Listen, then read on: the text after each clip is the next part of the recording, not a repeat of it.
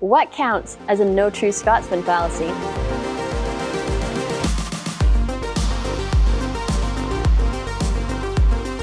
Welcome to Critical Thinking Scan, where we look at how you can think about any faith-challenging message and arrive at a biblical, logical conclusion yourself. I'm Patricia Engler, and today let's look at a type of informal fallacy called the no true Scotsman fallacy, or appeal to purity. This fallacy begins when someone makes a sweeping generalization, with a classic example being, no Scotsman puts sugar in his porridge. Then someone else refutes the generalization with a counterexample, like, well, my uncle is a Scotsman and he puts sugar in his porridge. The fallacy occurs if the first person goes back and changes the definition for whatever they're generalizing in order to get around the counterexample. For instance, the first person might reply, well, no true Scotsman puts sugar in his porridge. As you might have noticed, you can respond to this fallacy with critical thinking check number 4, check the definitions. In this case, you could check whether the definition of being a Scotsman has anything to do with putting sugar in porridge.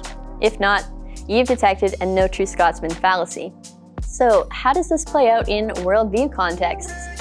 One common example is arguments that imply that no true scientist rejects the idea of evolutionary origins.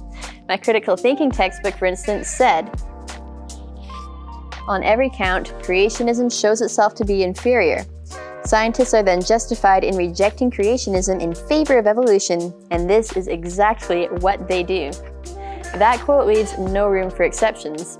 Neither does a quote in the draft report of a resolution titled The Dangers of Creationism in Education, which the Parliamentary Assembly of the Council of Europe passed in 2007. The report stated, at present, scientists from all nations, races, and religions agree on the existence of evolution, and accordingly, no longer try to find out whether it has actually taken place, but how this has happened. Is that true? Well, let's think about it. First, what's the definition for a scientist? To answer, we have to first define science. And like you can learn from the linked resources or episode 16, there are 2 types of science. Observational science, which uses the scientific method to describe and investigate facts in the present, and historical science, which draws conclusions about the past using assumptions based on facts in the present.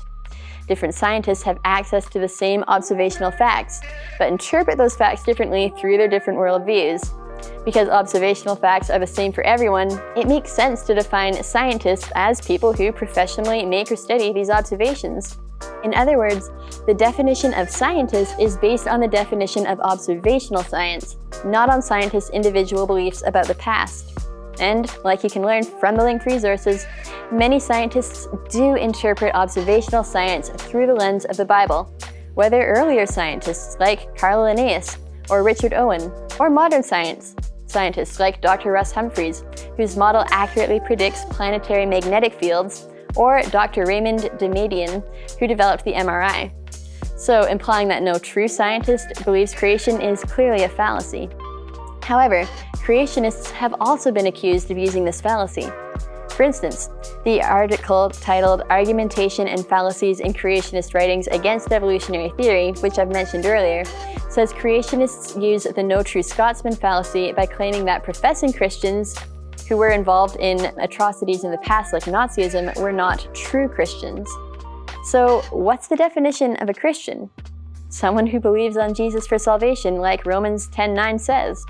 And while only God knows everyone's heart, John 14:5 indicates that consistent Christ followers will, by definition, follow Jesus' teaching. For he said, if you love me, you will keep my commandments.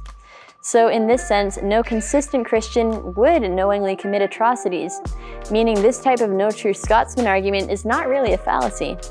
Besides, the creationist the article quoted didn't actually say that no true Christian would ever act inconsistently with Jesus' teachings, just that atrocities like Nazism were inconsistent with Jesus' teachings, but consistent with evolutionary teachings, like you can learn through the resources linked to this video.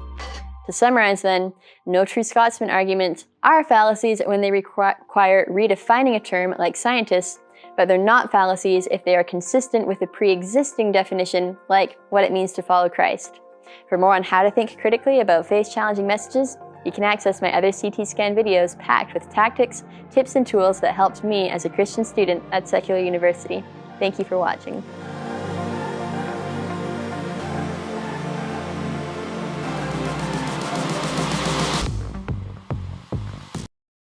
Hey, it's Patricia here. Just wanting to let you know that if you like these videos, a free, easy way to help Answers in Genesis Canada create more content and equip more people to defend their faith is to hit that like button, subscribe to our channel, click the bell, and of course, share these resources. That lets the social media algorithms help these videos reach more people who can benefit from them, saving us advertising expenses while promoting biblical authority. Thank you so much.